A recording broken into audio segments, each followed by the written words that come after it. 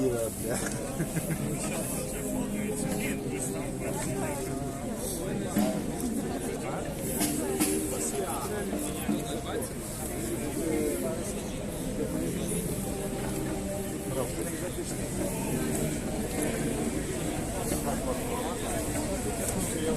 Отойдите, пожалуйста.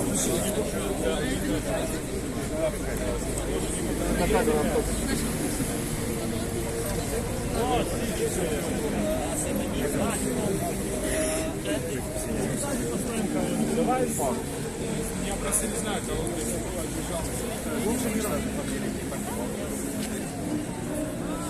Есть ли желающие поддерживать стойку с баннером всю акцию? Спасибо.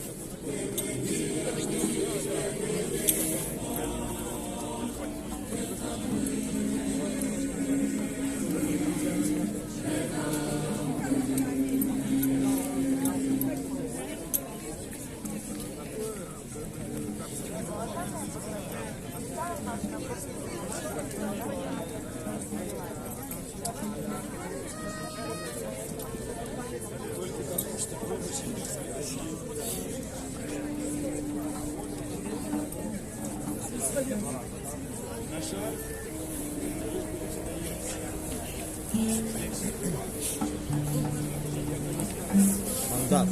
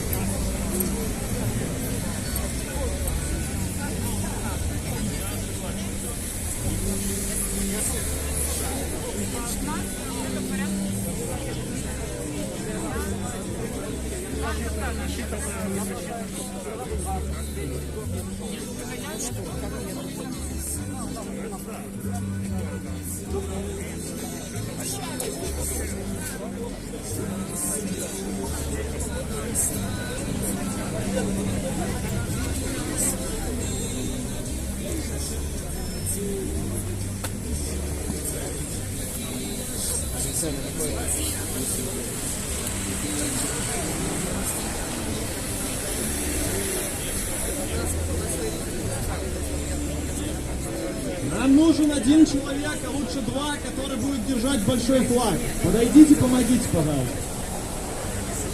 Белые белорусы и белоруски, где вы? Нам нужно держать флаг.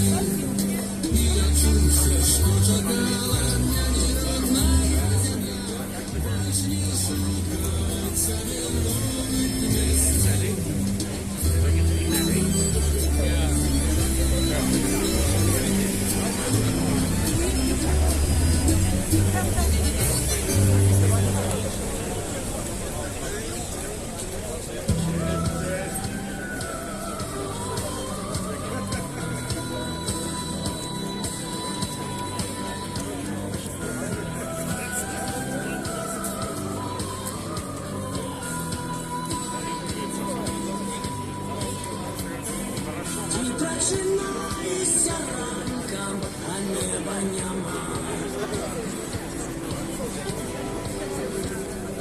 Ти виходиш з дому, а дороги нема. Ти вдихаєш на полі, як груді, а повітря нема. Єсть тюрма.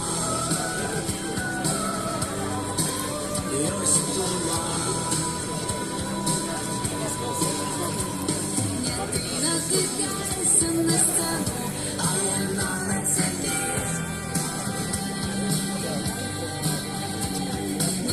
Падаешь в место, а она у тебя.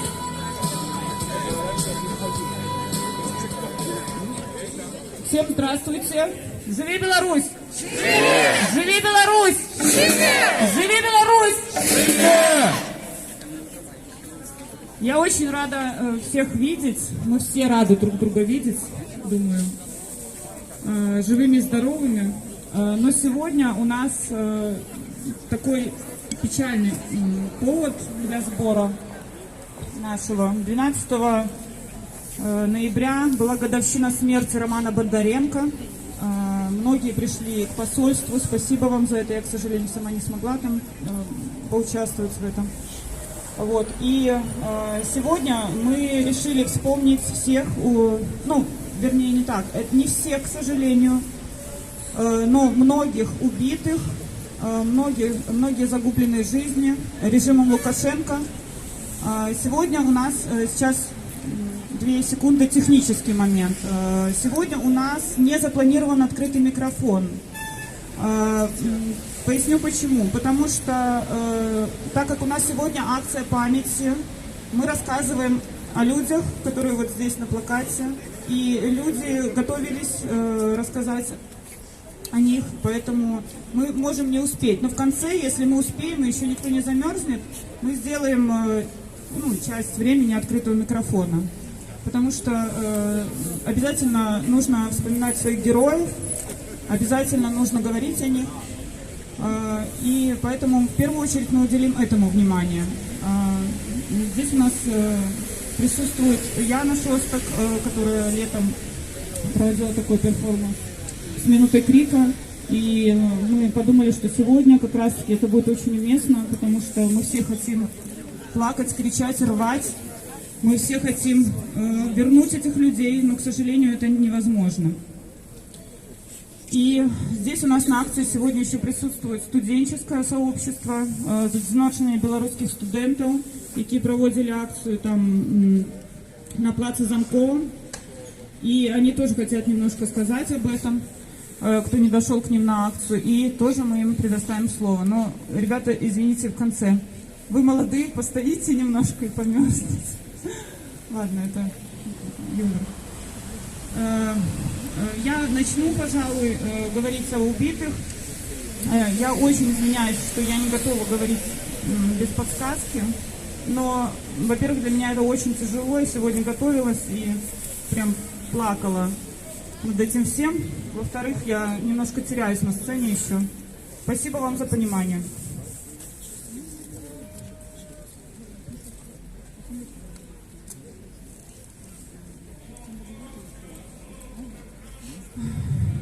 Смерти, к сожалению, были до и после протестов. Многие об этом знают. Множество смертей, множество пострадавших, искалеченных судеб, множество избитых людей на протестах было.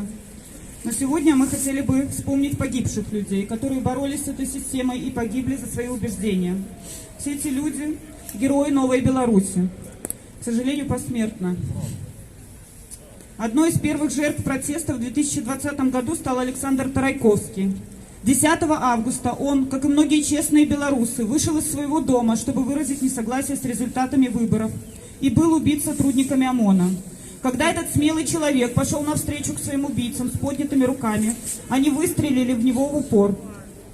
И много дней врали, что у него взорвалась в руках граната, пока весь мир не увидел видео с его убийством. Спустя полгода после гибели Тарайковского Следственный комитет Беларуси признал, что мужчину убили силовики. И 19 февраля тогдашний председатель Иван Наскевич заявил, что своими действиями Тарайковский провоцировал правоохранителей, и что они не знали его истинные мотивы и цели, и действовали исключительно в рамках имеющихся инструкций, применив против участника протестов нелетальное оружие. За прошедший год, по словам Елены Герман, это жена Александра Тарайковского, ее очень часто вызывали на допросы. Дома постоянно проводились обыски. С материалами проверки ее никто не ознакомил. И в основном они присылают отписки. И в последнем письме они написали ей, что если она не перестанет писать им письма, то они просто перестанут с ней контактировать. Дочке Елены Александра в мае исполнилось 4 года. Смерть отца девочка перенесла очень тяжело. У них была с ним эмоциональная связь, он был для нее большим другом. Девочка часто говорит о нем, видит его во сне и фантазирует, что если бы у нее были крылья, то она смогла бы полететь к папе на небо. И говорит маме: «Мама, я рада, что ты не ушла вместе с папой. Я бы боялась остаться одна». Александр Тарайковский был справедливый и отзывчивый человек. Он никогда не проходил мимо, когда кому-то требовалась помощь. После смерти Александра на станции метро Пушкинской, где он был убит, люди создали мемориал, который власти много месяцев пытались уничтожить и, к сожалению, уничтожили. Неравнодушные белорусы все равно настойчиво несли туда цветы и делали надпись «Не забудем». За такую надпись на данный момент осуждено 5 человек, и одного из них я лично знаю. И они отбывают наказание, кто-то на химии, а кто-то в местах лишения свободы. Александр Тарайковский в наших сердцах. Живе! Акции протеста в 2020 году сопровождались кровавыми нападениями со стороны силовиков. Бойцы ОМОН применяли против мирных граждан водометы, резиновые пули, слезоточивый газ и светошумовые гранаты. В один из таких вечеров, 16 августа, погиб 19-летний Артем Поруков. Мы не понимаем, почему понадобилось перебегать с той стороны улицы, на которой находился наш дом, на другую сторону. Пешеходный переход был совсем рядом. Почему он не пошел по нему?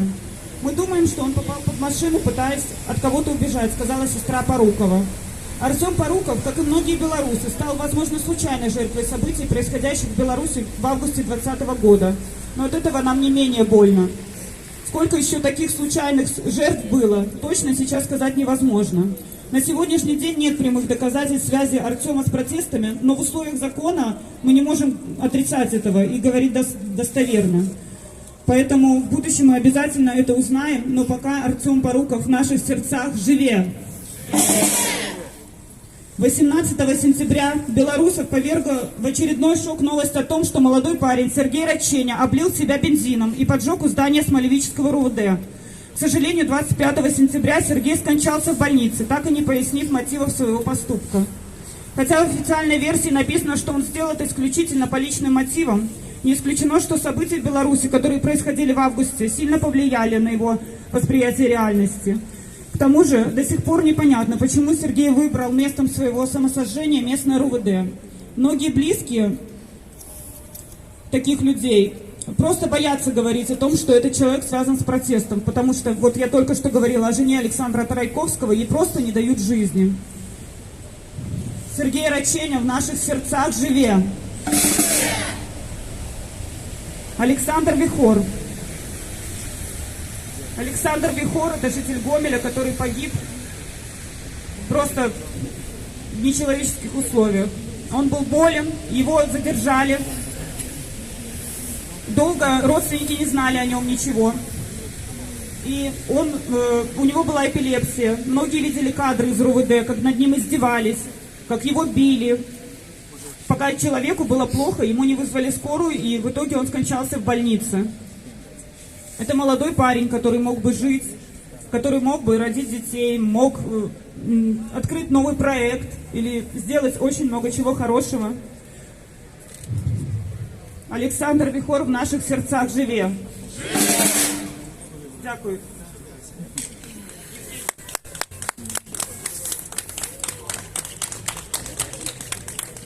Жив Беларусь! Дорогие сябры, я хочу перш падзякаваць, што мы разам 2 тыдні таму правялі дзяды, і гэта было файна, і камусьці гэта калола вока, то што мы разам ядналіся і правялі вельмі файны марш. Я хочу падзякаваць яшчэ раз Марыі, Эміліі, таксама Стасі, усім, хто быў задзейнічаны ў гэтым аргкамітэце. Таксама учора каля касцёла, выбачайце, я стаяў там спіной, ніхто не бачыў, а дзе падумалі, што мяне няма. Але гэта паказвае пра то, што мы розныя, шмат чаго не ведаем, але пры гэтым мы шмат чаму вучыцца. І я вось пра што хацеў бы сказаць. Сёння Віктор Ганчар, так, і Анатолій Красовскі, людзі, якія ў 99-м годзе былі скрадзены. Віктор Ганчар, які кіраваў цэнтральнай выбарчай камісіі, быў проста выдалены з этой камісіі, таму што адмовіўся прызнаваць сфальсифицированные вынікі выбораў. Его просто выкинули з кабінета у парушэнні Конституцыі. Чалавек, які сапраўды імкнуўся правесці сапраўдныя выборы ў 99-м годзе, і за гэта яго скралі і забілі. Таксама падобнае зрабілі і з чалавекам, які быў бізнесовец, Анатоль Красовскі, які фінансаваў шмат розных беларускіх праектаў. І за гэта яго таксама скралі 16 верасня 99 года і забілі. На жаль, як і я, і вышых сем'яў, мала хто пра гэта казаў, хтосьці баяўся, хтосьці не верыў. Але гэта праўда. Праўда, пра якую трэба казаць, што рэпрэсіі палітычныя былі яшчэ раней, 25 гадоў таму. Таму памятаем гэтых людзей і заўважце, увага.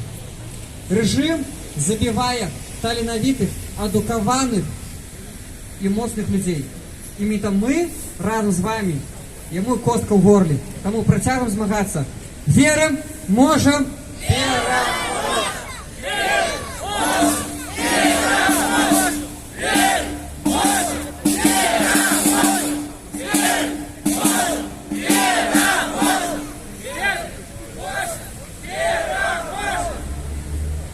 Здравствуйте, дорогие друзья! Сегодня я хочу рассказать о 2 жертвах режима. Первый – это Юрий Захаренко. В 1994 году он поддержал молодого и перспективного, как тогда казалось, кандидата в президенты Лукашенко. После выигранных выборов Лукашенко назначил Юрия министром МВД и присвоил звание генерал-майора. Но уже в октябре 1995 года Юрий был отправлен в отставку, а еще через полгода понижен в звании до полковника и уволен из МВД. Юрий Захаренко становится заметным членом оппозиции. В 1999 году вышло его знаменитое интервью, и я хочу процитировать слова Юрия. «Я начал оглядываться где-то уже на эту ситуацию, что мы не туда идем, уже на 2-м полугодии нахождения в должности. Я пытался всячески повлиять на президента. Наверное, я остался одним из немногих, кто говорил ему правду. Ту нехорошую правду, которая била по самолюбию президента. Но я говорил ее. Президент говорит: ты должен выполнить любой мой указ. Я ему говорю: Александр Григорьевич, людей расстреливать я не буду, Конституцию нарушать я не буду. Если ты не выполнишь любой мой указ, на тебя наденут наручники. Это запугивание или не запугивание? Это стиль руководства президента. Более слабые ломаются, более сильных добивают, и делается послушная машина, государственная, бездумная, щелкающая каблуками».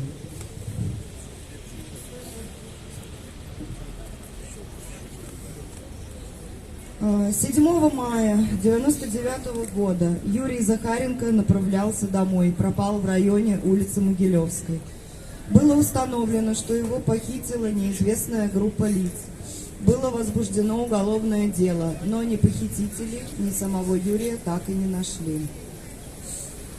Его жена с 2 дочерьми, опасаясь преследований, уехали в Германию. И вот спустя 20 лет после исчезновения Юрия Захаренко в декабре 2019 года Юрий Горавский в интервью Deutsche Welle заявил, что принимал участие в похищении и убийстве Юрия Захаренко, Гончара и Красовского по распоряжению Лукашенко. Горавский подробно рассказал, как был похищен Юрий и расстрелян, и тело Юрия было сожжено в крематории. Юрий Захаренко был честным, справедливым человеком и настоящим офицером. К сожалению, такие качества в Беларуси не приветствуются режимом, уничтожившим много достойных людей. Юрий Захаренко в наших сердцах живе!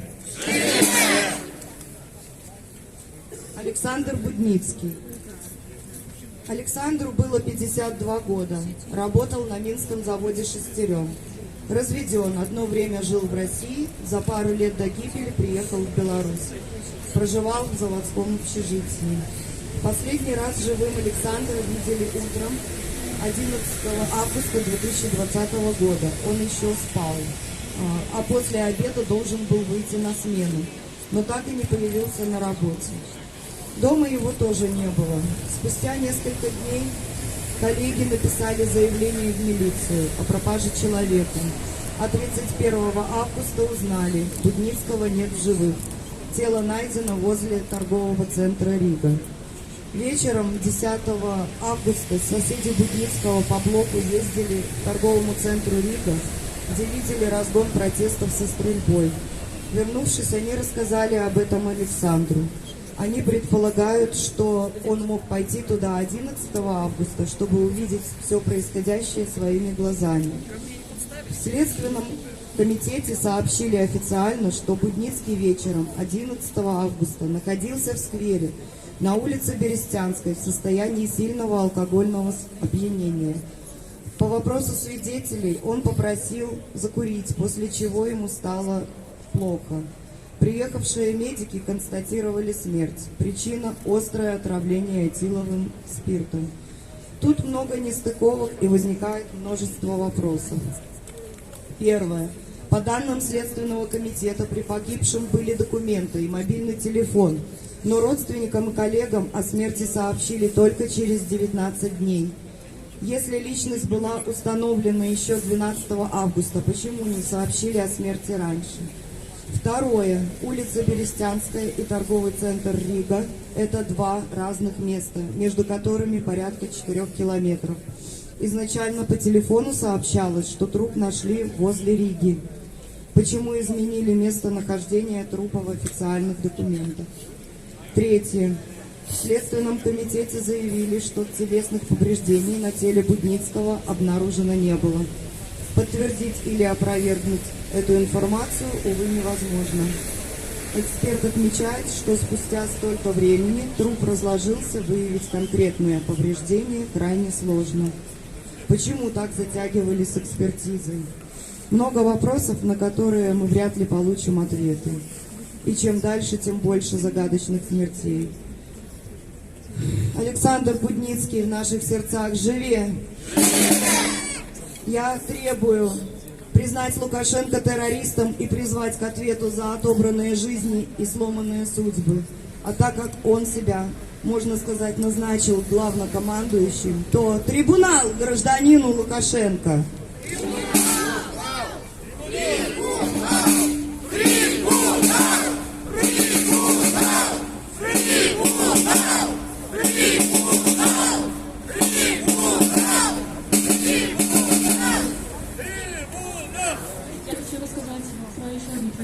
Пострадали. Первым, про которого я расскажу, Станислав Чур. Первым, про которого я расскажу, это Станислав Чур. Это работник Минского электротехнического завода, который был найден на своем рабочем месте повешенным. Он был одним из тех, кто ходил на митинги, кто 16 августа выходил в сквере в своем заводе. Тогда началось очень сильное давление на всех работников, и он 19 сентября поспорил с начальством, сдал все документы и просто пошел искать место, где повеситься. Его нашли на рабочем месте. Еще один человек, который пострадал, это Геннадий Кисель. Вот здесь он. Это работник Беларусь-Калия. Он был убит сторожем Леонид Штуйда. Это сторож Солигорского управления КГБ. У них был долгий спор в Одноклассниках. Семья об этом ничего не знала. У него остался взрослый сын, взрослая дочь, жена. Они спорили в Одноклассниках по поводу той ситуации политической, которая была в Беларуси. И говорят, что, возможно, это была случайная встреча. Они встретились недалеко от КГБ. Сам момент нападения не попал на камеры, но сама потасовка попала.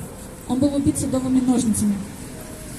Леонид Штайда утверждал, что не он первый напал, но то, каким образом были нанесены раны, и следственный эксперимент говорят об обратном. Прокурор запросил для него 7,5 лет лишения свободы. Ему судья назначил 10 лет в колонии усиленного режима. Это возможно, одна наказанное убийство по политическим мотивам. Еще я хочу рассказать про Дмитрия Стаховского. Это парень, которому 31 января 2021 года исполнилось 18 лет. Парень покончил жизнь самоубийством. Ему вменяли обычную статью о массовых беспорядках. Говорили, что давай ты признаешься, что ты был возле Риги, и мы сделаем статью тебе попроще. Он сам сирота, жил в общежитии, мать от него отказалась еще в роддоме. Его взяла на опекунство семья из Италии. Он был хорошим программистом, выучил сам английский язык, бывал у семьи. 31 января, когда у него был день рождения, семья приезжала сюда. 25 мая его повели на допрос в Следственный комитет. Он решил признаться, потому что он рассчитывал, что будет статья попроще. Но его, по сути дела, раскрутили на признание и солгали.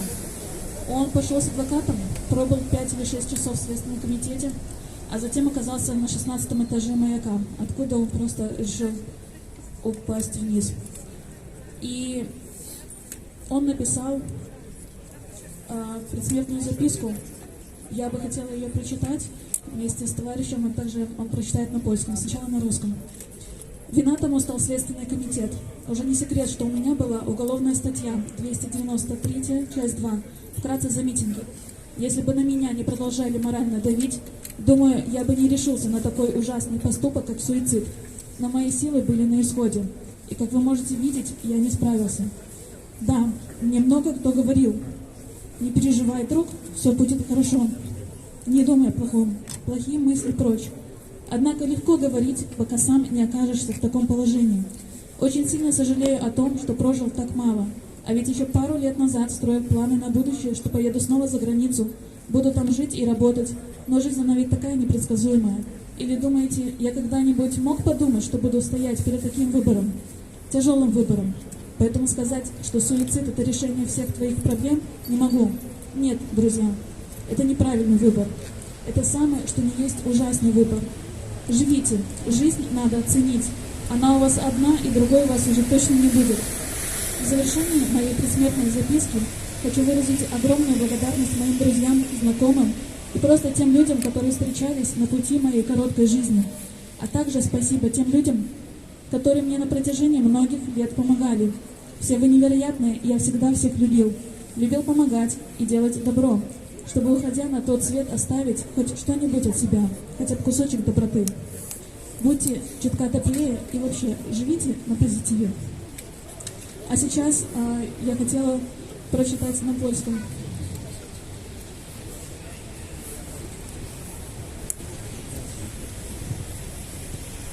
Chcę przeczytać list pożegnalny 18-latka Dmitriego Stachowskiego, który popełnił samobójstwo po przesłuchaniu w komitecie śledczym. Postanowiono mu zarzuty z artykułu o masowych zamieszkach. Był poddawany presji, zmuszany do przyznania się do winy. Obiecano mu inny artykuł, co wiąże się z mniejszą karą, ale został oszukany. Chłopak nie mógł sobie poradzić i postanowił odejść. Oto co napisał. Jeśli to czytasz, to nie żyje. To wina Komitetu Śledczego. Nie jest już tajemnicą, że miałem artykuł karny 293, część 2.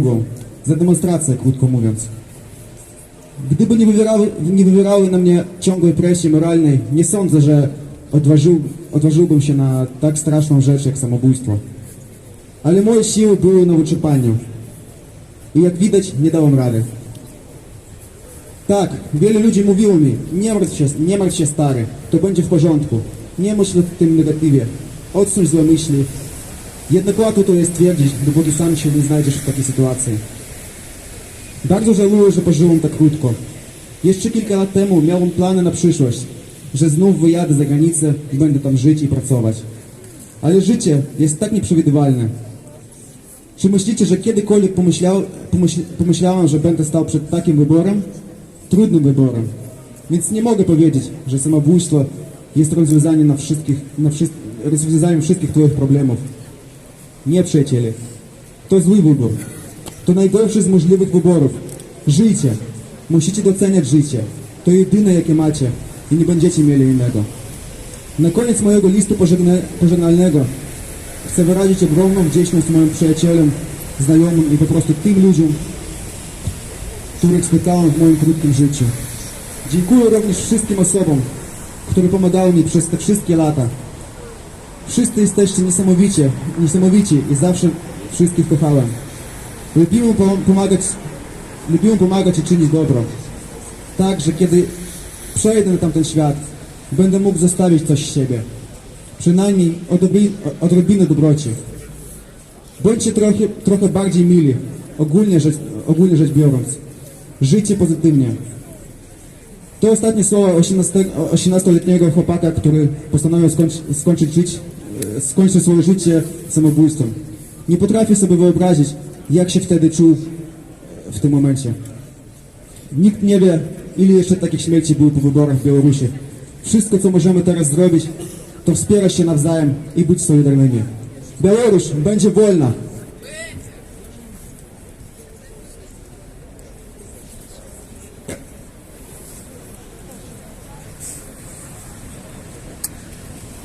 Дмитрий Стаховский в наших сердцах. Живи! Геннадий Кисель в наших сердцах. Живи! Станислав Чур в наших сердцах. Живи!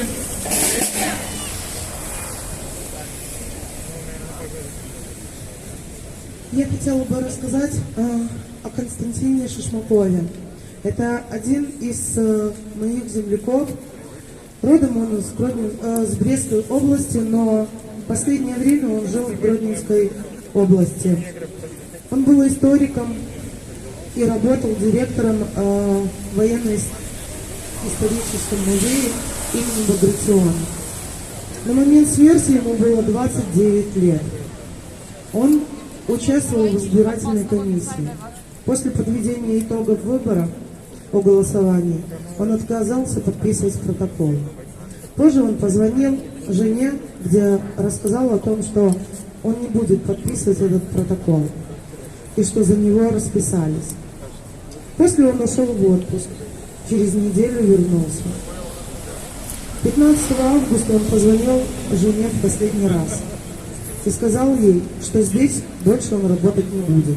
Он увольняется и едет домой. Но домой он так не вернулся. Его 4-летняя дочь так и не дождалась. 18 августа работники художественного национального музея в Минске вышли на акцию с плакатами «Где Константин Шишмаков?». Через несколько часов поисково-спасательный отряд «Ангел» рассказал о том, что Константин найден мертвым. Ни жена, ни его родители, никто его не смог дождаться. Официальная версия властей стала суицид. На самом деле его смерть вызвала множество вопросов, потому что нашли его недалеко от моего родного города, Мосты. недалеко от реки Неман. Что он там делал, никому непонятно. Вследствие отказали, в возбуждении уголовного дела отказали, списав все на суицид.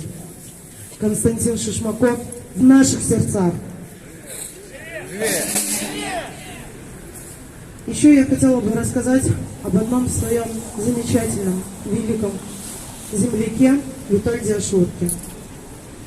Я была немного его знала, мы познакомились, когда уже прошли выборы, знала его совсем немножко. Единственное, что могу сказать из своих впечатлений о нем, это был светлый, добрый, честный, позитивный человек. У него была несгибаемая гражданская позиция. Он всегда болел за каждого белоруса. Он болел за нашу землю. Витольду должно было в этом году исполниться 51 год, 13 октября. Но 21 мая 2021 года исправительная колония номер 17 Могилевской области позвонила жене Витольда и сказала о том, что Витольд скончался. Витольд когда-то работал на стеклозаводе Неман в Березовке, занимался ремонтом домов. В 2010 году он участвовал в акциях протеста после президентских выборов в Минске. Был осужден на 12 суток. По отзывам знавших его людей, Витольд Ашурок в 2010 году приобщился к белорусской культуре и отказался от вредных привычек. Вскоре после отбывания ареста вступил в партию БНР, баллотировался в местные и баллотировался на местных и парламентских выборах. Помимо политической деятельности выступал с критикой расширения стеклозавода с экологических позиций. Занимался мемориализацией участников восстания 1863-1864 годов, устанавливая кресты в местах захоронения повстанцев. В 2016 году суд его оштрафовал за несанкционированные одиночные пикеты, направленные на привлечение внимания к экологическим проблемам Березовки. Вечером 9 августа 2020 года Витольд участвовал в акциях протеста против фальсификации президентских выборов у здания Лисского исполкома. Ашурок был задержан и осужден на 20 суток, но был освобожден досрочно. Он продолжил участвовать в протестах, и 19 сентября его задержали повторно. Во время нового ареста против него было возбуждено уголовное дело. Ему были предъявлены обвинения по 2 статьям Уголовного кодекса Республики Беларусь. Организация и подготовка действий, грубо нарушающих общественный порядок, и насилие либо угроза применения насилия в отношении сотрудника органов внутренних дел. По инициативе судьи Лисского района Филатова суд велся в закрытом режиме по причине угрозы государственной безопасности. Никого из родных и друзей Витольда не пустили на заседание суда. Тогда Витольда приговорили к 5 годам лишения свободы в колонии общего режима. И также взыскать штраф за нанесенный моральный ущерб милиционеру и стоимость лекарств. Отмечалось, что на момент вынесения решения суда приговор Ашурку был самым суровым среди всех активистов. По мнению журналистов и активистов движения за свободу, суровый приговор был обусловлен стремлением властей в первую очередь подавить протестное движение в регионах. Но Витольд не отбыл свой срок. Витольда убили, как и многих наших земляков. О Витольде можно рассказывать многое, очень многое, потому что это на самом деле был светлый человек. И это моя личная трагедия, не только как земляка, но и человека, которого я знала. Пусть и немного, но он был дорог, он был светлым. Витольд Ашурок в наших сердцах живет.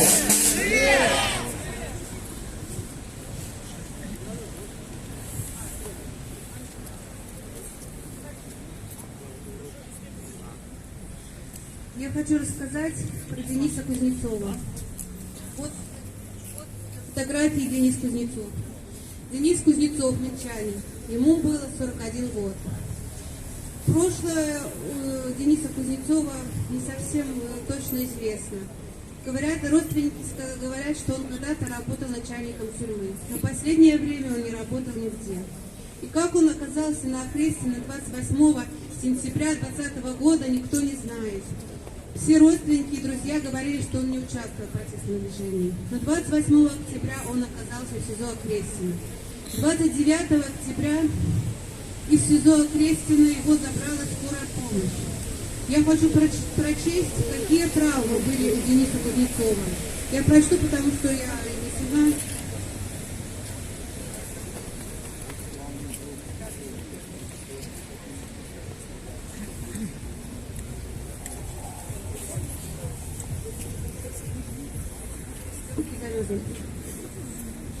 У мужчины были открытая черепно-мозговая травма, двусторонняя пластинчатая субдуральная гематома, геморрагический ушиб левой височной доли, перелом правой височной кости с переходом на основание черепа, перелом ребер справа со 2 по 12 ребро, перелом стernального конца правой ключицы, оскольчатый перелом крыла подвздошной кости справа, ушиб легких, ушиб сердца, забрюшинная гематома справа, ушиб передней брюшной стенки,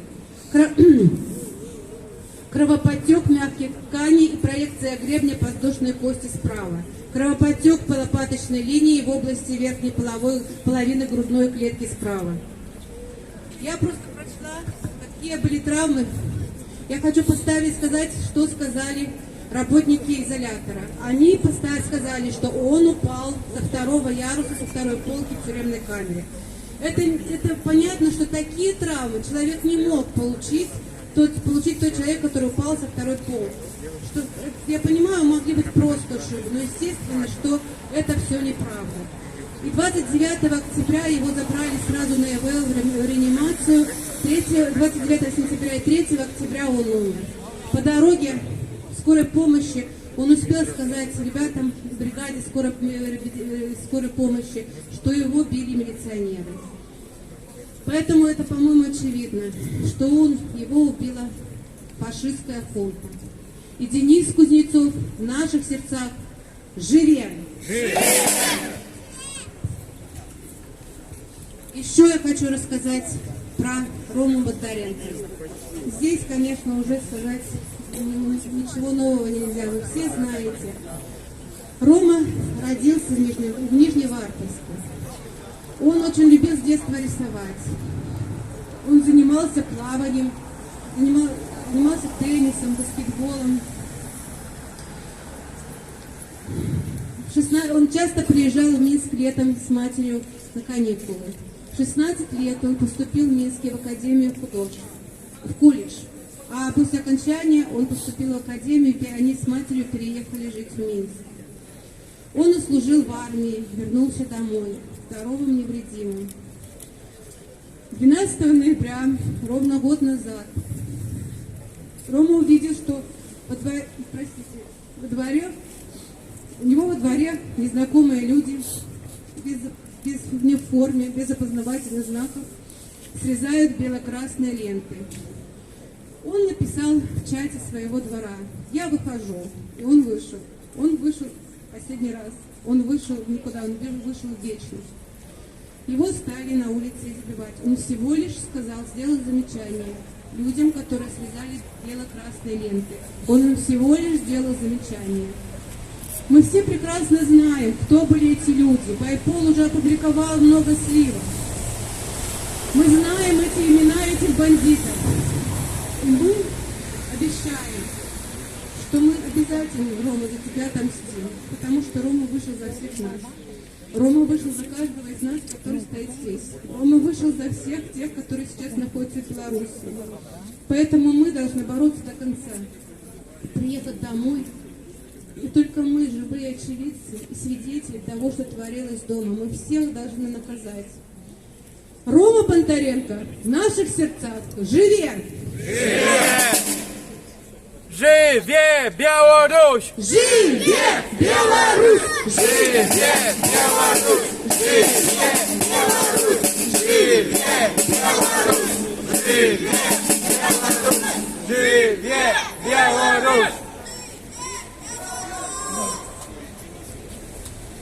Погибают молодые, погибают талантливые, погибают лучшие.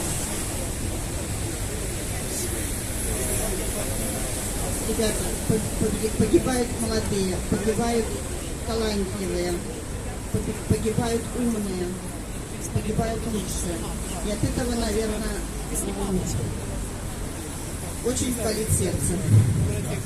Андрей Зельцев, 33 года, программист, хороший сын, хороший муж, отличный отец и настоящий друг. Был ли у Андрея выбор? Да, можно сказать точно, у Андрея был выбор, как у каждого из нас.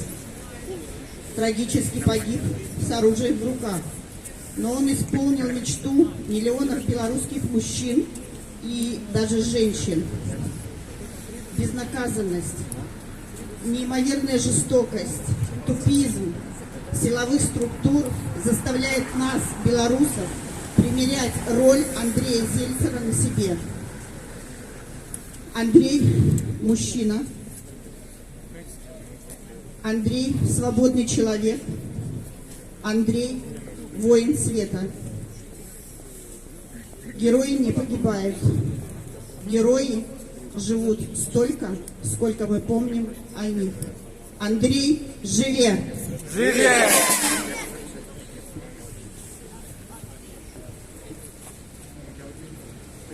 Саша, подойдите сюда. Саша.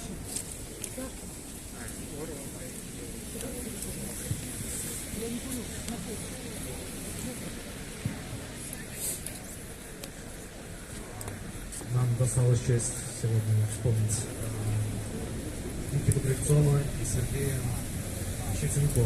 Ну, в первую очередь хочу предоставить слово другу. День добрый. Я хочу сегодня, то есть, я тут редкий гость на собрании. Сегодня хочу я выступить, допустим, то, что многие, это как его, то, что многие тут не знают такого вот близко. Я познакомился с ним в 2016 году. Это фанатский цех наш с Никитой Кривцовым. Я был фанатом Минского «Динамо». Он был фанатом ЦК «Молодечная». То, что нам нарисовали эти, как его, то, что когда просто-напросто это был всплеск науки, это как его, когда написали ему самоубийство, что он повесился. Это полное вранье. То есть я этого человека знал. Он был просто амбициозен. Он любил свою жену Елену. Он любил свою дочку. И то, что он пришел, повесился, это бред. Но, во-первых, мы собирались с ним в сентябре 2020 года поехать в Грузию на матчи сборной Беларуси и Грузии. Ну, как-то у нас не сложилось.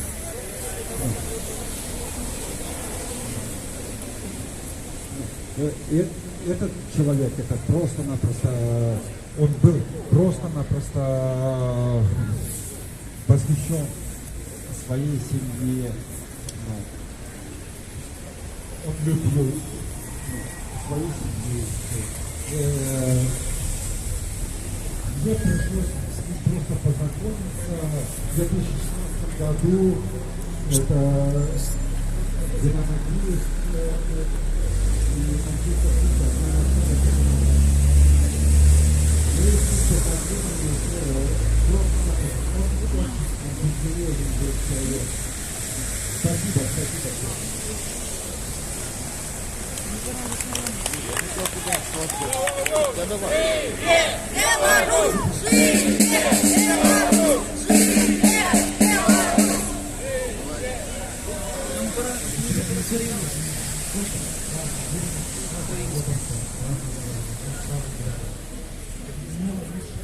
Честность и желание справедливости.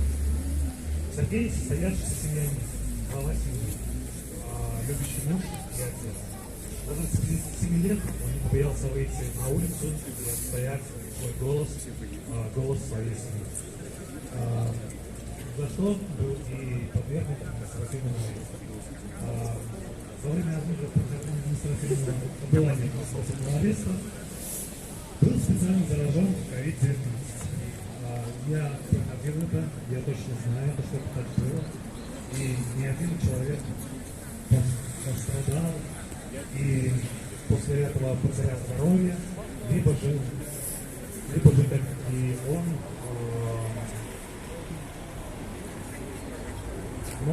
многие погибли. Это не единовременное убийство, а на самом-то во время.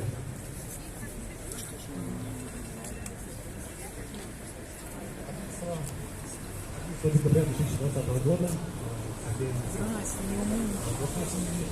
28-летний Никита Кривцов был любящим отцом. Он только начинал жить, он любил спорт, он хотел для своей семьи также хорошего будущего. Пропал Никита 12 августа. После определенных событий его нашли повешенным 22 августа в лесополосе. Как мы все понимаем, это тоже убийство. Официальная версия не поддается. Как мы видим из истории, режим убивает оппонентов браком, дочерённым Христом. Я верю, что они стали нашими ангелами, нашими защитниками на небесах. Мы гордимся ими, а они на небесах будут гордиться нами. Мы сделаем все для победы. Живи Беларусь! Не забудем, не простим! Не забудем, не простим! Не забудем, не простим! Не забудем, не простим! Не забудем, не простим! Не забудем, не простим! Никита Сергей, вы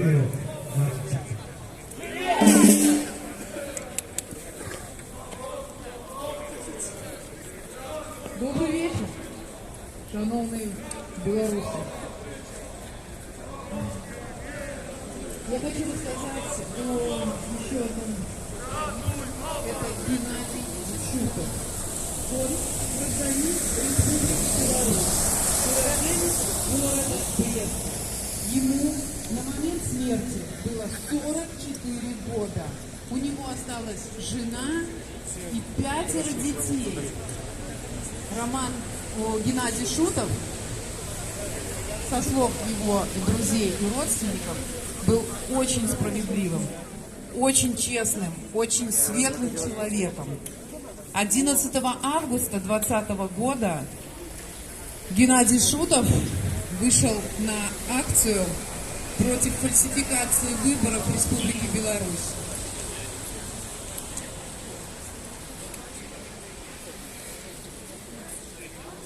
Выходил на акцию 11 августа, за что и получил пулю в затылок.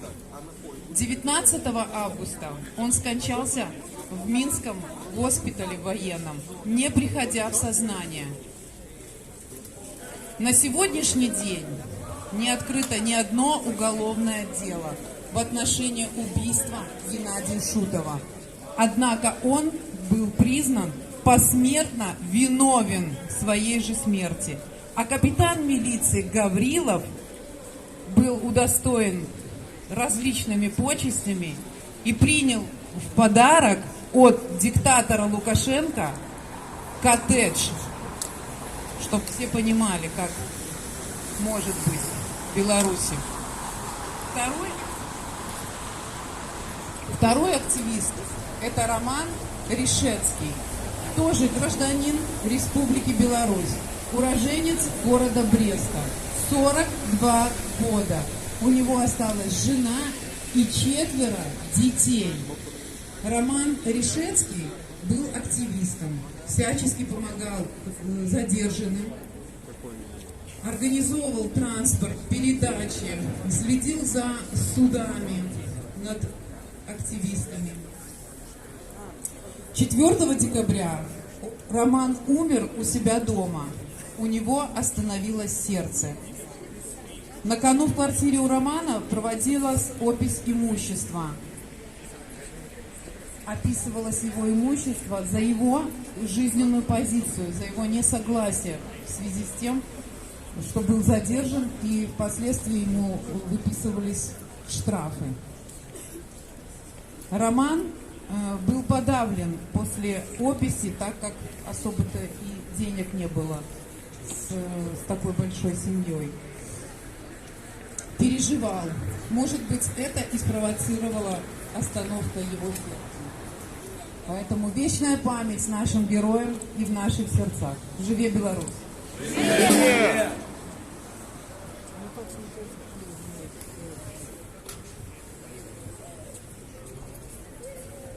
Добрый день. Я хотел бы сегодня напомнить, что наша борьба, как говорил один из предыдущих спикеров, продолжается уже давно, не одно десятилетие. Можно сказать, что она длится с самого избрания господина Лукашенко президентом Республики Беларусь в 1994 году. Одна из жертв режима — это мой тезка и мой одногодки Юрий Корпус, житель города Мадьева, который 19 января 2002 года вышел из дома и пропал без следа. Он был председателем региона контура, он был заместителем председателя областного объединения Белорусского народного фронта. Выборы этой страны — само пропада этой страны. Некоторое время его родителям поступали звонки, потом поступил звонок с просьбой о выкупе. Это был сам Юрий. Его мать собрала деньги, приехала в Минск на место встречи с так называемыми похитителями, но никто не пришел. И человек пропал. Пропал молодой, активный член нашего общества, который положил свою недолгую жизнь на борьбу с режимом Лукашенко. Вторая моя печальная героиня — это журналист-расследователь Вероника Черкасова. Это журналист, которая писала о всех скрытых схемах заработка режима Лукашенко, в том числе о торговле оружием между Белоруссией и Ираном. 19 октября 2004 года в Минске были протесты. Люди протестовали против того, что гражданин Лукашенко увеличил срок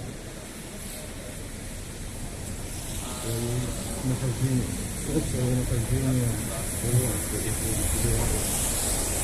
20 числа на последний суток журналистка Вероника Черкасова была найдена в своей квартире с несколькими десятков ножевых ранений. Квартира не была взломана. С места преступления ничего не пропало. Следствие, естественно, рассматривало в первую очередь версию бытового убийства. Мы, как все мы с вами знаем, бытовое убийство раскрывается в первую неделю после совершения. В этом же случае не подозреваемых, ни преступников найдено не было. Это была смелая женщина, которая положила свою жизнь на борьбу за правду. В этом печальном списке есть еще один журналист, Олег Пипенин. В 1998 году он основал сайт «Партия 97», на котором были выложены статьи, журналистские расследования о режиме Александра Лукашенко. В 2010 году он был руководителем предвыборного штаба Андрея Санникова. 3 сентября 2010 года он был найден повешенным в своем доме. Следствие, как-то обычно у нас происходит, выдвинул единственную верную, в кавычках, версию — суицид. Но мы все с вами знаем, что это работа сотрудников КГБ. Это их стиль. По-другому они просто не умеют. Суицид и все. Эти люди жили для того, погибли для того, чтобы мы с вами открыли глаза в конце концов. Чтобы выросло поколение, которое не станет на колени. Последний мой герой — это мой друг, товарищ Виталий Шишов. 2 августа 2021 года в 11 часу утра мне позвонила девушка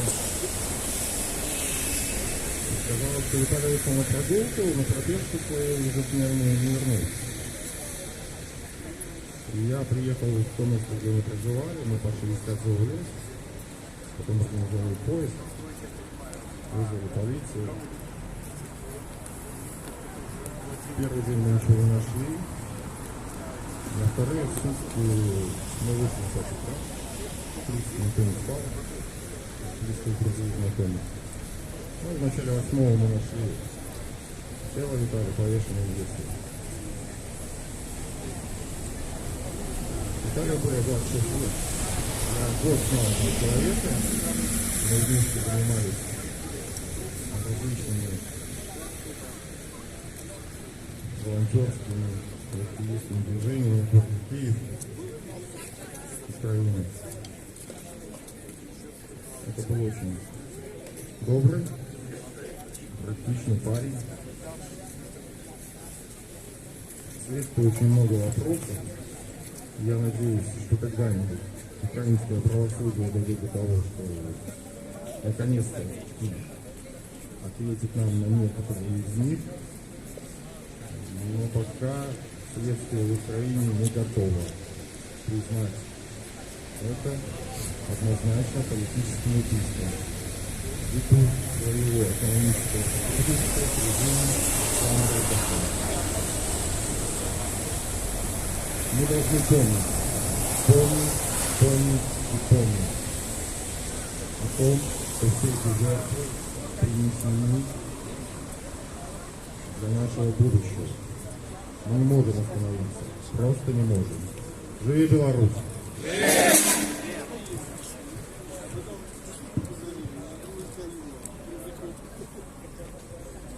Добрый день, дорогие друзья!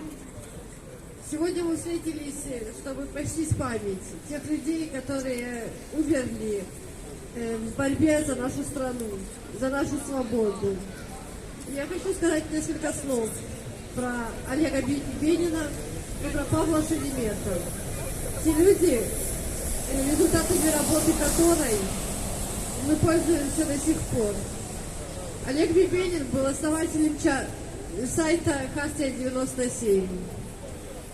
Этот сайт в 2010 году внес очень большой вклад в организацию протестов в Минске 10 декабря 2010 года. Хартия на тот момент больше всех рекламировала и освещала ситуацию, которая происходит в Беларуси. и ценой его работы стала его жизнь. Мы помним каждого, кто умер за нашу страну. Олег Бибенин живет в наших сердцах. Люди живы ровно до того момента, пока мы их помним. А значит, герои Беларуси, они бессмертны. Второй человек, про которого я хотела бы сказать, это Павел Шеремет.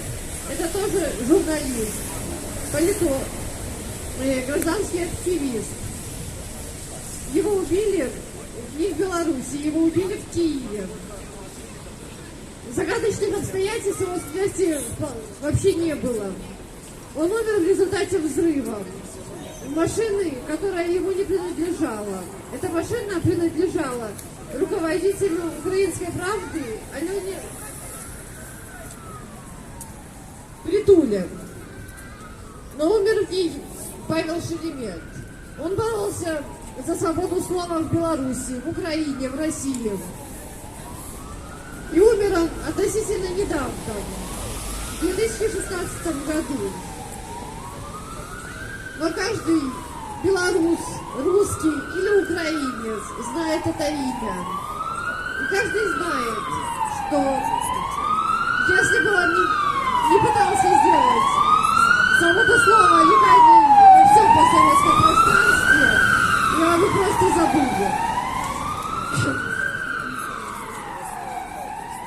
Я хочу, чтобы после того, как я выступлю, у нас была минута молчания в память о тех, кто умер, и в поддержку тех, кто сейчас ходит по острию лезвия. Все люди, которые сейчас находятся на территории Беларуси, которые сидят в тюрьмах, которые ждут которые подверглись уголовному преследованию. Я надеюсь, что не будет больше жертв этого режима. Я объявляю минуту молчания в знак уважения к этим людям.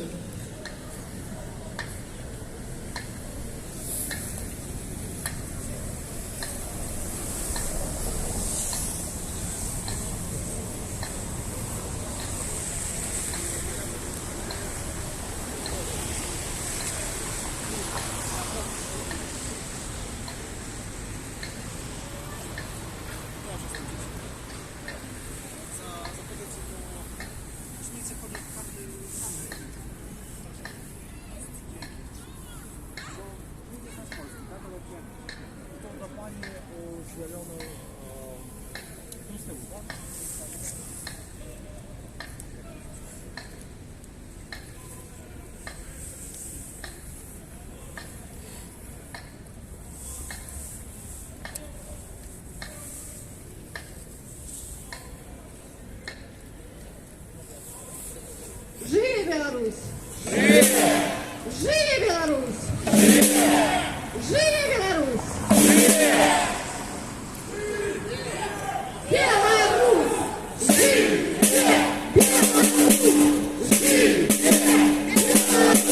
Беларусь! Живи! Беларусь! Живи! Беларусь! Живи! Беларусь! Спасибо всем большое. Я лично хочу выразить слова благодарности тем людям, которые нашли в себе силы рассказать о убитых. И сейчас я хотела бы еще пригласить Яну Шостак. И потому что минута молчания — это важно, это время на подумать. Но сейчас у нас будет минута крика, потому что мы устали это терпеть, мы устали терпеть убийства, калечение людей. Ну, и Яна, думаю, еще сама немножко расскажет об этом. Подходите, пожалуйста, ближе немножко, а то мы все разбежались. Спасибо.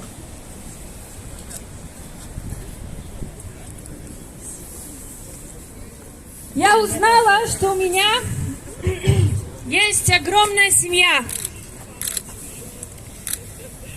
А в семье о погибших всегда помнят. В семьях ругаются, в семьях мирятся.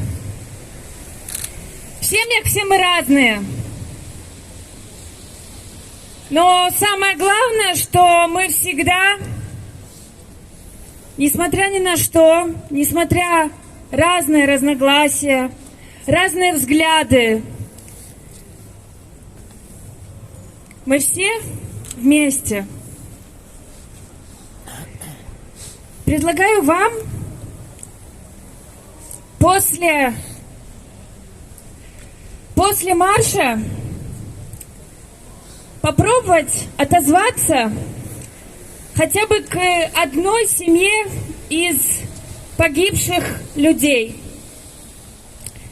Записать видеообращение или написать сообщение, выслать почту, показать им, что мы семья, даже если мы за границей, что мы семья, которая помнит и будет всегда помнить.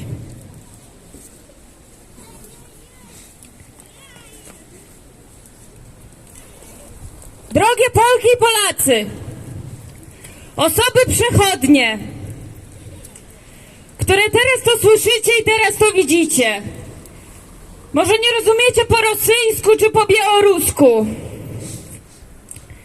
ale jesteśmy tutaj dzisiaj jak co tydzień o 14:00, żeby nie dać wam zapomnieć, że na Białorusi trwa reżim. Żeby nie dać zapomnieć o zaginionych osobach, o umarłych osobach niewinnie, które w pokojowy sposób walczyły o wolną, nową Białoruś. Milczeliśmy 27 lat za długo.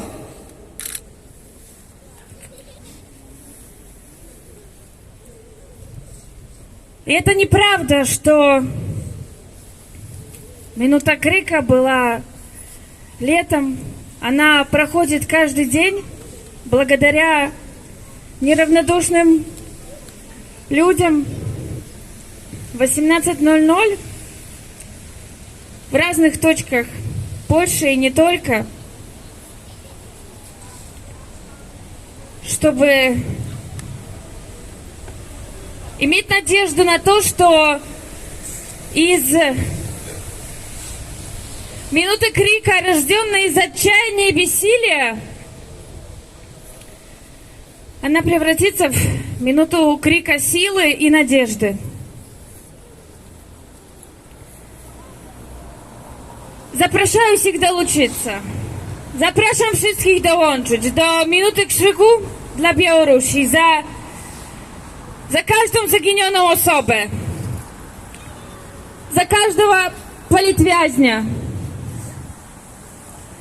за каждую разбитую семью, за каждую разбитую жизнь, за каждую несправедливость, за каждый синяк.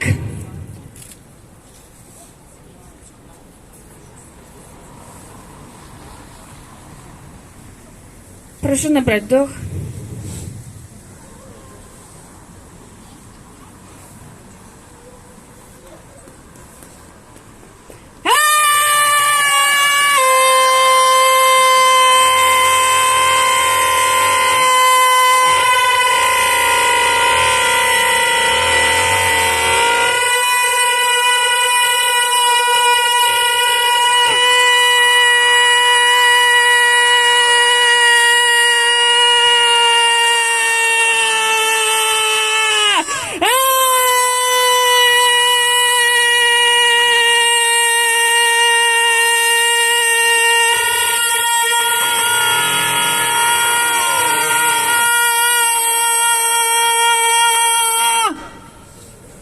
Верим, можем, переможем. Верим, можем, переможем.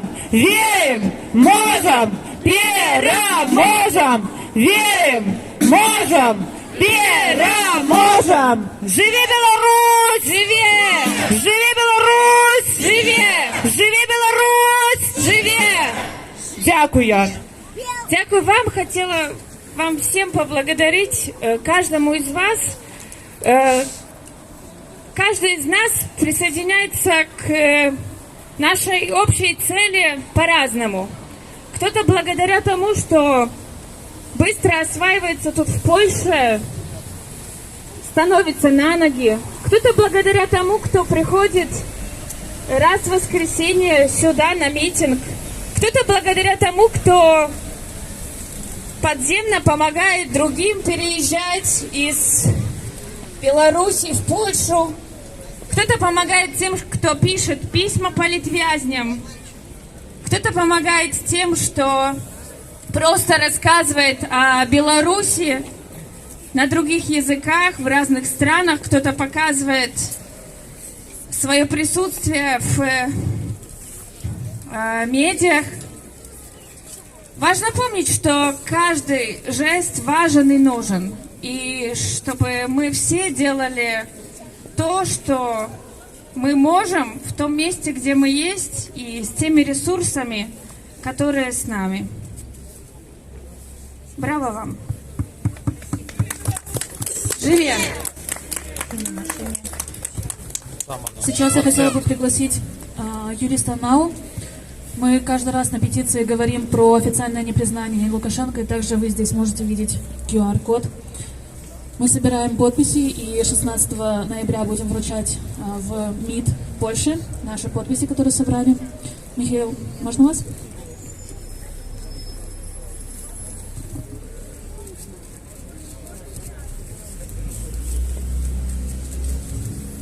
Добрый день.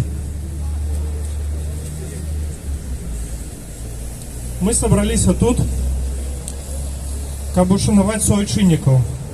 Памяць тых, хто загінуў, і гонар тых, хто ў турмах працягвае змагацца. Колькі яшчэ павінна загінуць у барбе за вольнасць, толькі Бог ведае. Кожны з нас можа задаць сабе пытанне, што яшчэ я магу зрабіць, каб прыблізіць і паскорыць перамогу. Я могу рассказать, что робим мы у Народным антикризисным управлении. Один из напрамков деятельности – это непризнание Лукашенко. У чым розница, спытаете вы? Розница вельми простая, як паміж словом и деянием. Ужо год, як Конгресс США, Європарламент не признают Лукашенко легитимным президентом Беларуси. Кажуць пра сфальсіфікаваныя выбары. Але ці дастаткова гэтага? Мы бачым, што не. Пакуль еўрапейскія, амерыканскія палітыкі выказваюць заклапочанасць, Лукашенко забівае. Пакуль дзяржаўныя дзеячы еўразвязу асуджаюць яго, бізнесы еўразвязу працягваюць купляць у Лукашенко тытунь, нафту, газ, лес. Артыкулы зробленыя рукамі беларусаў. Але ці ідуць гэтыя грошы на карысць беларусаў? Яны ідуць на падтрыманне Лукашенка, хто гвалціць і збівае беларусаў. Непрызнанне гэта азначае разрыў усіх адносінаў з Лукашенкам, спыненне яго фінансавання. Калі бліжэйшага сябра Лукашенка Пуціна фінансаванне стане празмерна высокім, ён спыніць яго падтрымку. А ў дыктатара няма неабмежаванай колькасці грошай. Трэба казаць пра гэта. Не трэба маўчаць. Зараз мы, тыя, хто здесь знаходзіцца, у лепшых абставінах, чым нашыя сябры ў Беларусі. Мы ў лепшых абставінах, чым тыя у Беларусі, хто ў турмах. Чым тыя, хто ў Беларусі, хто на волі, але не можа свободно сказать слово. И тому мы не маем права спыняться. Живи Беларусь! Дякую.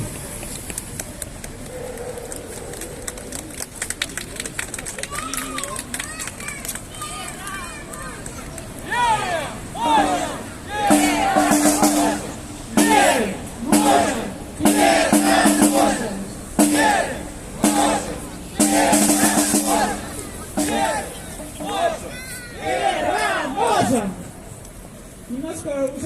из этого ужасного состояния, давайте. И вот еще хотела пару слов сказать Вячеслав Сивчик, он тут проехал у нас и очень хотел пару слов вам сказать. Поэтому передаю микрофон. Пару часов срок. Живе Беларусь! Живе Беларусь! Живе Беларусь! Шановне панство, шановні сябри. Ну, перше, велике дякую, що така акція відбувається, бо забиті герої Білорусі, про їх збільшого в світі мовчать. Бо це такий час, як той гуманітарної катастрофи, яка навалилась наш народ.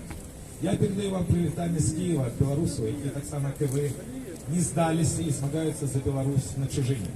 Бо ми всі повинні бути разом. На великий жаль, ось те, що ви всі бачите, цей стенд не бачать всі білоруси. І на великий жаль, ніде половина тих людей, які є, наприклад, на цьому стенді, я видел особисто. І вже ніколи не побачиться на житті. И на великий жаль, это только вершина айсберга. Потому что эти два страшных человека, какие 4 листопада в черный день, черговый раз снова поспробовали загнать белорусское братейское ярмо. Эти два старые страшные человека, Путин и Лукашенко, они мають ГБшный характер. Один мають ГБшный генезис. А те гопня, там завсёды вкусня, там завсёды пропаганда, там завсёды гнет, там завсёды здек над белорусским народом. Нема у меня часу, как рассказывают нам про тих людей, які были в СМИ в 90-е, в нулевые годы, и про которых сегодня белорусы забылись. Але ж тут, сапраўды, шмат кого не хапаецца. И Арнольда Печерского, первого лидера белорусских предпринимальников, который был забит в 1995 году. И что год акции на его могиле отбываются на Кальварии в Минску, отбывались и Солитов, и шмат про кого інших. На великий жаль, и герои 2020 года, они збольшого невідомі. Так что робити? Нам треба пригадати, що білоруський національний визвольний рух починається з Костуся Каліновського, з мужицької правди. Тільки правда зараз може урятувати Білорусь. Тому що знішають наш народ і знішають нашу країну. Бо при владі лукашистсько-путінська банда, яким сапраўды не до законів, які щиро ненавидять білорусів, білоруську мову, білоруську культуру, все білоруське. І ми мусим не забываться про наших героев. 27 листопада завсёды в национальном календаре белорусов был День героев. День Слуцкого збройного чина. Это когда в 1920 году слуцкие селяне пошли за батькушину, за Белорусскую Народную Республику. Так белорусы имели право выбирать владу, то, что основать сегодня белорусы позбавлены. Першее святкування Дня Героїв відбувалося на чужині уже праз год. Сёлета буде 103-я годовщина. Мы в Беларуси нигде лишь на всю эту лукашистскую путинскую банду что год проводили акции, выводили людей, если их поприжать поставлены в гонор наших слуцких замагаров, были в Слуцком повете, в тяжких умовах проводили митинги в Слуцку, где выступали такие лидеры оппозиции, які сьогодні в турнах, як Павел Свиринец, Григорій Костусов, Максим Вінярський, Микола Ставкевич, інші. Я вельми прошу, ми кажемо зараз про героїв, про всіх героїв. І героїв жнивня 20-го года, і героїв, яких раніше забила лукашистська банда. Бо Юрій Захаренко, якого згадували, на наших мітингах ще 90-х годах казав, що Білорусі мусить керувати не пахан, а закон. На жаль, і зараз керує банда. Тому я звертаюся до вас. Давайте разом, всі, хоча б в Варшаві, годно відзначимо традиційний білоруський День Героїв. Бо нам і цієї акції, за які ще раз дякую організаторам, і своєї істинності на чужині, завжди треба нагадувати, що герої не помирають, що Білорусь живе, что Беларусь будет жить, что наш народ нормальный европейский народ, и он имеет право на то, как обирать владу, то есть право, якого разом со всеми іншими свободами и правами позбавили нас уже в далеком листопаде 96-го года, где еще были живые все те люди, фотографии яких вы бачите зараз на стенде. И самое пошлое, то, что я казал и на белорусских акциях в Варшаве. На жаль, і сьогодні білорусів роз'єдновують як можуть. Нашим лозунгом в житті мусять бути ті слова, які я написав. Герой Беларуси Виталий Ашурак, Шкловские турмы. Где могут незнакомые люди быть собраны? Могут. Коли жили Беларусь. Так памятайте про Беларусь.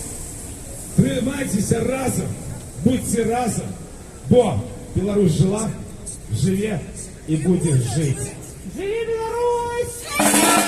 Живи Беларусь! Живи Беларусь! Слава героям! Слава героям! Слава героям! Живи Беларусь! 27 листопада День Героев Беларуси. Спасибо вам большое всем. У нас здесь на акции, я уже говорила в начале акции, есть студенты, они еще не бежали, не замерзли. Замерзли и убежали. Тогда я буквально 2 слова скажу.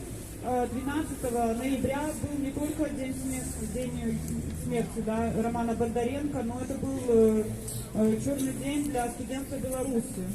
В этот день задержали 12 человек, по-моему, я могу немножко ошибиться, я очень прошу прощения, но по делу, и они все проходят, вернее, проходили и осуждены по делу студенчества, в том числе со своим преподавателем, мы говорили уже об этом. Я очень прошу вас поддерживать этих людей тоже. Это, студенты, это люди, которые, это наше будущее, это молодежь, это наши дети, да, не мои еще, но многие здесь присутствующие. Вот, это новое поколение, которое будет строить нашу новую Беларусь, понимаете? Эти люди не должны выйти из тюрьмы и думать, что их все забыли. Обязательно нужно писать им письма, обязательно поддерживать. Фактически это дети еще, им там, до 25 лет, понимаете. И вы можете себе представить, они сидят сейчас в тюрьме, там, им в среднем дали по 2 года, и в основном там девушки сидят. Но это очень сильные люди. Я знаю, читаю их письма, читаю их истории. Это очень сильные люди, сильнее многих у нас с вами. Поэтому поддерживайте обязательно студентов, поддерживайте всех политических заключенных. Так как говорю о студентах, говорю о них. Вот, пишите им письма, напоминаю, в следующее воскресенье у нас будет опять акция с написанием писем, не только студентам, а всем политическим заключенным. Мы посмотрим еще одну колонию. Приходите, обязательно писать, посмотрим еще погоду. И мы еще планируем сделать, так как уже начинается зима, такой вечер писем, найдем помещение и, может быть, раз в неделю будем собираться и писать там письма людям. Потому что я знаю, что многие иногда не находят на это времени или желания, но все-таки, когда мы все вместе, это все делается так, мы чувствуем плечо друг друга и делаем это более уверенно. Это нужно. Спасибо еще раз, что вы сегодня были здесь, что я вижу, что все замерзли. Я забыла вначале сказать, что у нас там есть чай, но я думаю, что все его нашли. Давайте сделаем общее фото. И спасибо вам большое. Живи Беларусь!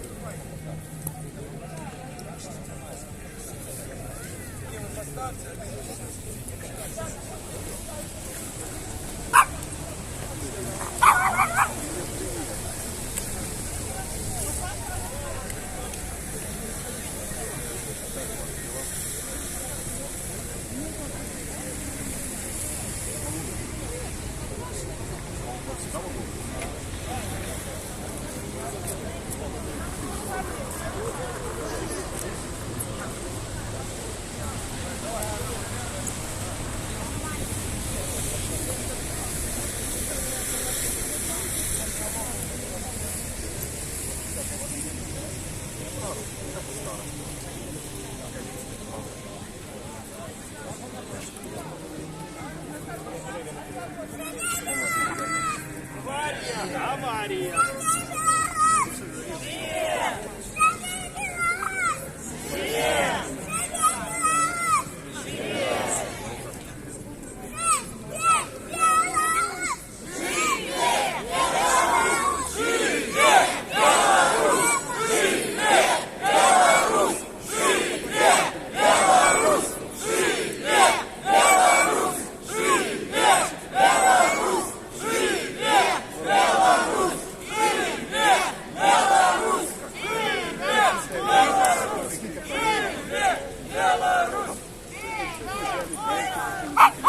Лукашенко вот казак! Лукашенко вот казак!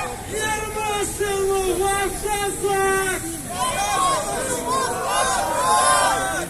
Автозаки вот казак! Автозаки вот казак!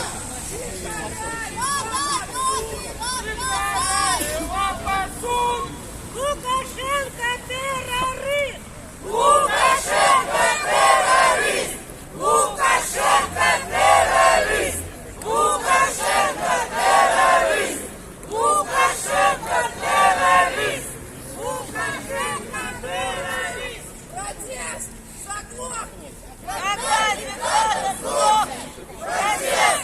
Заглохни! Когда диктатор сдохнет! Протест!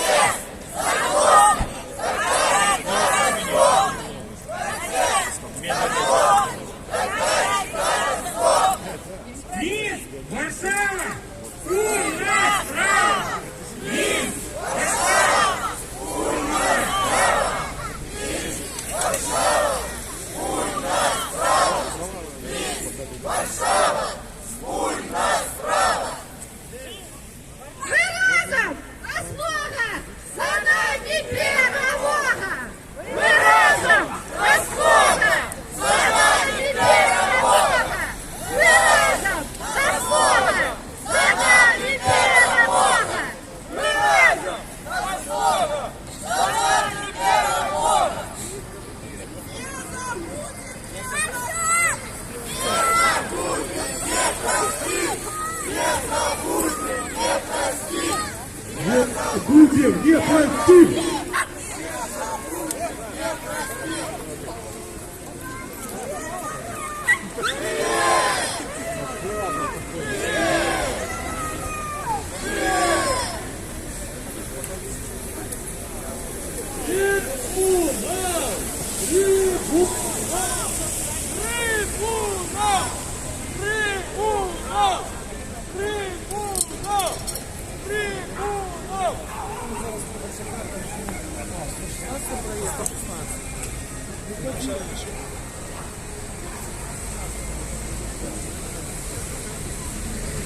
До встречи в следующее воскресенье в то же время.